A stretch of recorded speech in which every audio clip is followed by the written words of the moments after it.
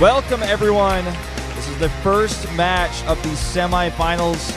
Our very first finalist will be determined today. We'll see if it's another Terran player or if we'll have our very first ever StarLeague Zerg finalist. Man, that would be exciting to see. Byul, he's the Zerg hope here today at least. Yeah. And, man, he's got quite a match ahead of him. Obviously going to be up against Mech, of all things, which is kind of coming to power recently. If we have a look at the maps really quick here. Yeah. Echo, Expedition Lost, Cactus Valley, Funny, Iron Fortress, then Terraform. Take a screenshot, write those down. Yeah, they're going to disappear quickly. And thing to note, the last few maps there, or last couple out of those three are really good for Mech. So I'm sure Byul's going to try to get like a 4-0, 4-1, trying to avoid those kind of maps. Sure. And keep in mind, this is, of course, as you guys could tell for sure by now, a best of 7, so it's a longer series. There's definitely a lot of fatigue that can come into a series like this. And, you know, keep in mind that those last maps are good for Mech. And even though we're seeing almost purely Mech out of every Terran in the world in this matchup, because it's a best of 7, we might see TY mix in a few bio timings just to kind of keep things fresh. He might try, but Byul is also like world class against the bio style of Terran. Yeah. So I really feel like it's going to come down to TY. He's been practicing Mech, let's face it. He's been doing it recently. He did it against Rogue. He defeated Rogue recently. And Byul had a very hard time against Innovation, and kind of arguably Innovation kind of killed himself in that very last game, not upgrading armor on his Mech. If it hadn't been that way, you know, had he gotten the +3 armor and had he played a more standard game, we'd actually be having a TVT with TY and Innovation right now. I mean, it was that close. It was that final game, number 5. Yeah, exactly. So today, it's going to be another hard match for him. I'm not sure if TY's Mech is on the same level as Innovation's. Sure. Innovation has had a lot more success with it recently. I would say TY's Mech is almost tempo-based. He likes to do harassment into Mech. He's not one of those players just going to take a fast third CC and then go into the Mech. He's going to try to do damage first and then transition into Mech from early damage. Yeah, I agree with that. As well as the fact, you got to think about like who is his practice partner, who is his young. It is Flash. Yeah. Flash loves his Mech. He's always done his Mech. But Flash is also another player that's kind of struggling to use it at the same level as, for instance, Gumiho or Innovation. Yeah, I think those two players are probably the best meching players in the world. You know, I think probably most people are familiar with Innovation's Mech, but if you look at Gumiho's play in the round of 16 of the GSL recently, where he got out in first place, it looks incredible. It might even be as strong as Innovation's right now. Yeah, well, it's certainly original enough, right? Like, he's got his own ideas about it. Sure. And, you know, TY's always got his own idea about his games as well. So it's going to be really interesting to see what he's got planned for this best of 7. He's had a lot of time to prepare for it. And he's got a lot of games that he can watch of Byul against Mech as well. Yeah, he really does. Looking at those Innovation series, he's got a lot to study, whereas Byul, on the other hand, only 3 recent games from TY really to look at in this matchup. And one of the games he just defended an all-in against Rogue. The other 2 was just all about the harassment that TY did in the early game. So much easier preparation-wise here for TY going into this one. Our very first map is going to be Coda, a 2-player map where a very high chance we'll be seeing Mech. Yeah, I certainly think we might. Not a bad map for Mech at all. Easy to get 4 bases. Easy to split the map in half. We'll see what Byul, how he's going to deal with it. He struggled hard last time. Let's see what he can do this time. Let's go into game number 1. Spread the word, everyone. This is the StarLeague Season 3 Semifinals match number 1.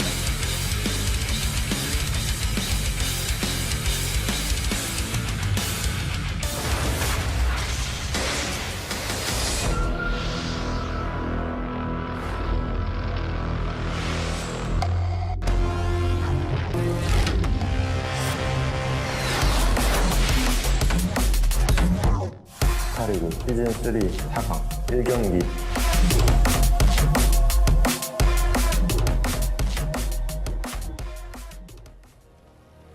Up here in the top left, the underdog in this series, it's TY.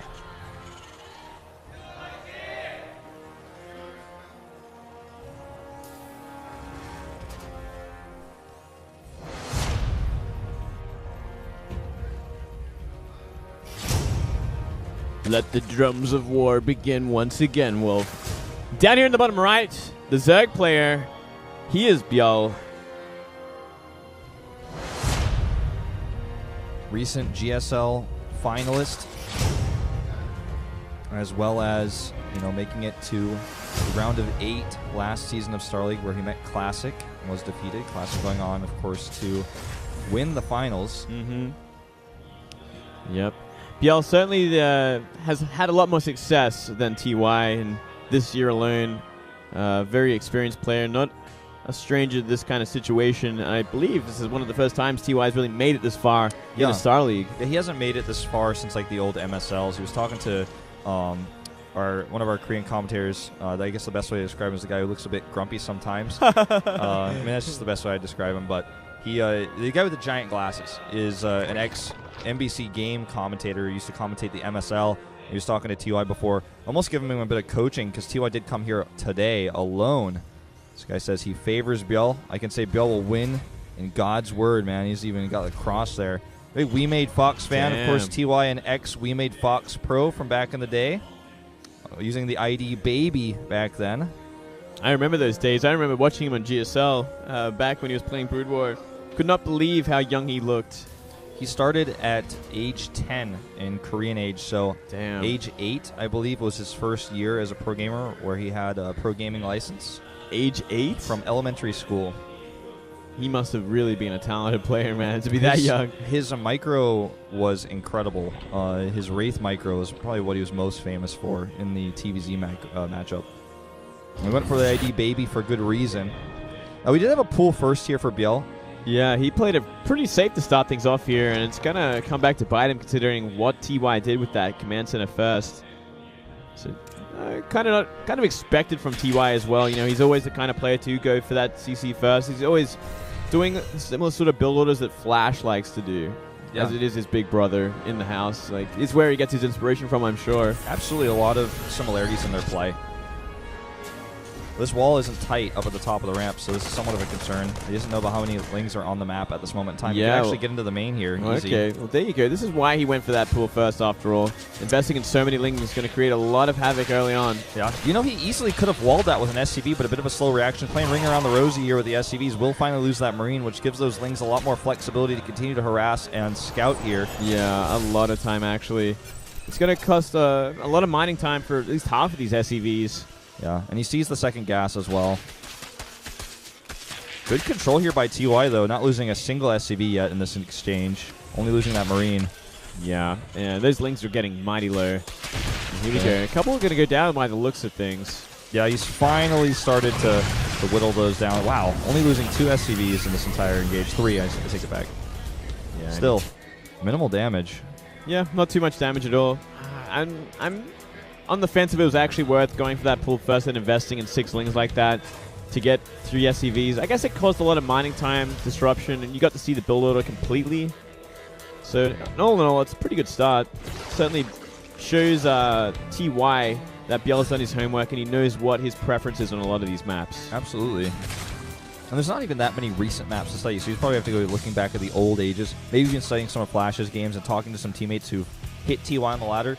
We talked about this a lot in the Pro League, end of regular season, the last week of Pro League, but it's a lot easier to identify barcode players now because there's a lot of tools out there for Koreans to use, so you're no longer really hidden when you play on the ladder, so people can tell you what you're doing. Going to take a chance here, going to go for that run by 3 Hellions, enough to one-shot. This could be a big problem here. Yeah, already 3 drones going down, and it's not going to stop there. He's killing a few lings as well. And this is what TY likes to do. He likes to get ahead from this harassment and then lead that into his mech. 7 drones, I'd say pretty worth it. Yeah, that is actually certainly a big turnaround here, and could possibly do a little bit more. At least it's forced out some lings. And he did actually get a good scout off of ByuL as well, so he knows it's going to be that 2-base meter opening beyond that. And ByuL heavily supply blocked actually with 3 Overlords, 4 Overlords on the way with that Viking getting a kill. We'll find a second one here. He'll have enough Overlords by that time, but still a lot of disruption of production here by TY. And a very important overseer there. If he can actually get a good scout off of the rest of the base there, maybe try and catch additional factories on the way, see exactly what's being invested into. Yeah, so there's going to be 2-base Spire. Now, he already sees the 3rd CC with that Ling. It was at the front, and the timing of these factories lines up perfectly with the Overseer coming in. He's going to see both of them right away. Yeah, that is perfect. He knows exactly what he's up against from here, but it's like you still lost a lot of momentum by losing these Overlords, by losing those 7 drones. It's like, can you still get that economic lead you need before TY really comes online? Can you get enough ByuLzergs out to create a harassment and create a containment before like that 3rd and 4th base get online for TY as well? Yeah, he's going to have probably 2 Thors on the way right away because he's going to scout that the 3rd base is so late with that Viking. So with this, he should be able to defend appropriately. Doesn't have an eBay yet as far as I know. but Thors will be able to ward off a small amount of Mulus. Roachborn, of course, to follow this up as he now knows what he's up against exactly. Yeah, he's going to maybe... We'll see if he wants to invest in perhaps a Roach switch and do a big attack after the Mutas opens up and force out a lot of anti-air and turrets and maybe even additional Vikings, like things that are just going to be so useless against the Roach timing. Yeah. Now here's the first Thor, the second one likely to fall at 300 minerals, and an eBay coming down as well. So all the correct responses for now. He's getting the +1 carapace for flyers as well for those Mulus to make them a little bit tankier against Thor shots. Yeah, it's not a bad idea. And, I mean, it's going to help out against Vikings as well, right? They're going to be doing multiple shots. Yeah, exactly. So I didn't even think of that. Yeah, it makes a lot of sense there. I do like that. It's something we don't see very often. The creep spread's looking pretty healthy. A lot of active tumors on the map with those additional queens. And that's going to be a very important part to play in the late game because we've seen Byul, what he likes to do in that late game, and it is a lot of Ultralisk style. Yeah. Ultras, Hydras as well, into the Ultras. And, of course, we don't want those Vipers later on, but a lot of patience, usually in the earlier parts of a series for Byul, but sometimes as the series gets later versus Mech, he does show some frustration. Let's see if that happens today. Yeah, he made some very questionable engagements in his matches against Innovation. I remember some pretty off-putting attacks that just didn't get the job done and was kind of like throwaway games. We're going to see a double Thor drop. This is becoming more popular. We saw even Gumiho using this just recently. And just going to have to lift this up. We saw Keen do this as well in the late game. But you can actually kill a hatchery so fast. The single target damage output of a Thor is insane, ground to ground. So you could kill a hatchery that's halfway built so fast, even with some Hellion support. Yeah. You know, that's not a bad idea. If only he knew that fourth base was bottom left, he would probably DPS that down in a second. Yeah, easily. Hellbats plus those two Thors. Very fortunate for Byul there. And another thing to note that we haven't touched on is that he skipped Mutas completely in this opening here, just going straight into the Roaches. Maybe he was looking to cash him out, or maybe he's just playing defensively for that late game. Yeah. I feel like TY's kind of realized this as well. He's now scattering out with his Vikings. He's going to see some Roaches. He saw a few Roaches earlier with his drop.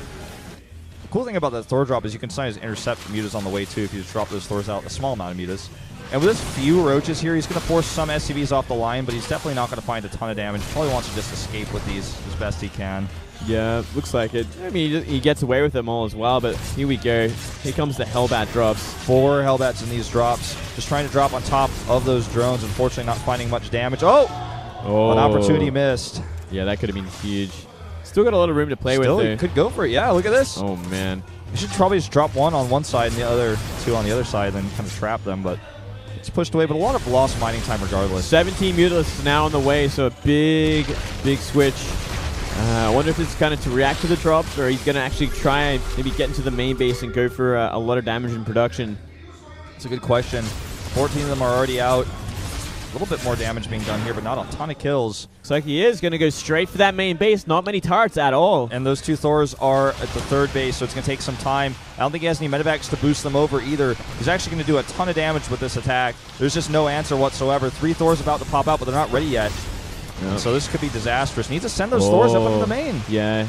Well, it's only 2 Thors as well, so they can be magic boxed in a big way. If he can take control of the main, stop those factories from building units, he'd be in such a good place. But look at this. Another Thor pops out, and the Vikings help zone, and there's a turret there as well. He might lose every single Muta here if he's not careful. Meanwhile, Blue Flame is finished, and more drones going down, 23 in total.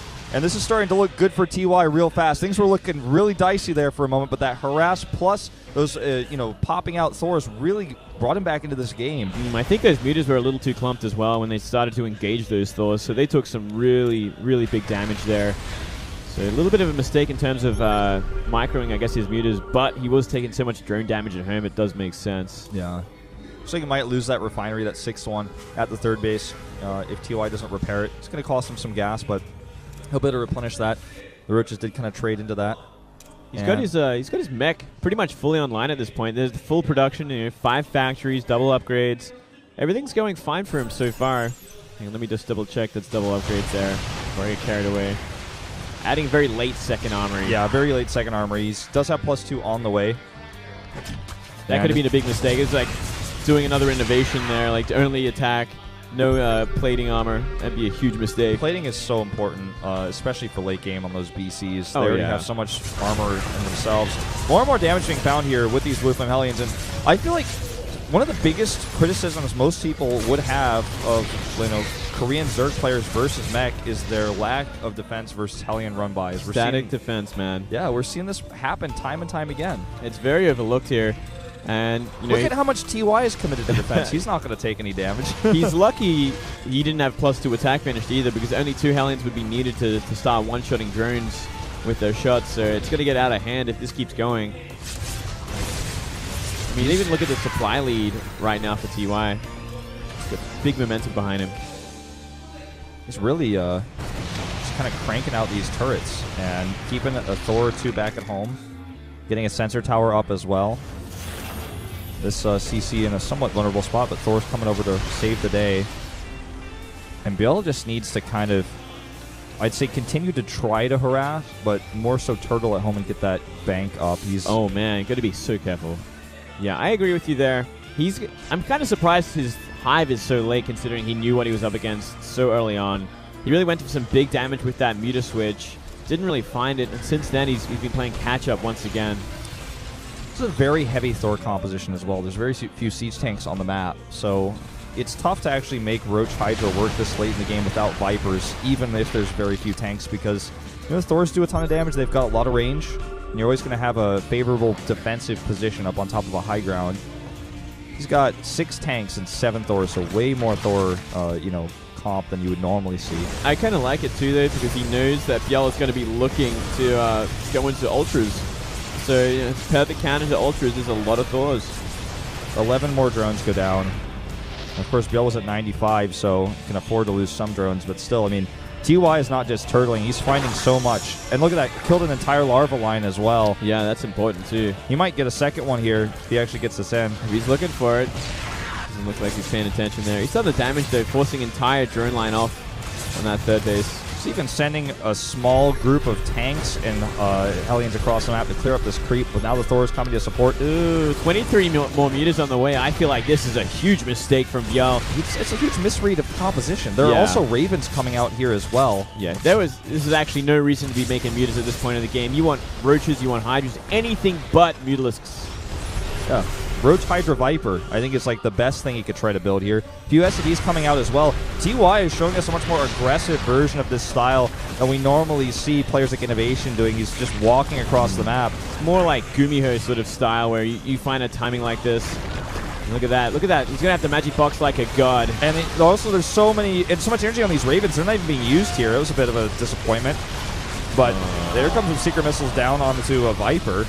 Just not enough here. He made the wrong army for this composition. And that's one of the biggest things, Zerg against Mech. You've got to make sure you're making the right army. Yep. GG. TY takes a lead. And you know what? I would say TY is a big underdog going into the series, but if you're playing a game like that as ByuLzerg and seeing how tilted he was in the round of 8 versus Innovation, I worry about his mindset after a loss like that. Yeah. We did see him struggle hard against Innovation. He really made some bad choices in that best of 5, and I mean, that game, that was the bad choices, going into mutas again. He knew exactly what he was dealing with. He decided to take on 9 Thors and 9 Vikings with, 30 mutalisks. It's not going to happen at that point of the game. Yeah.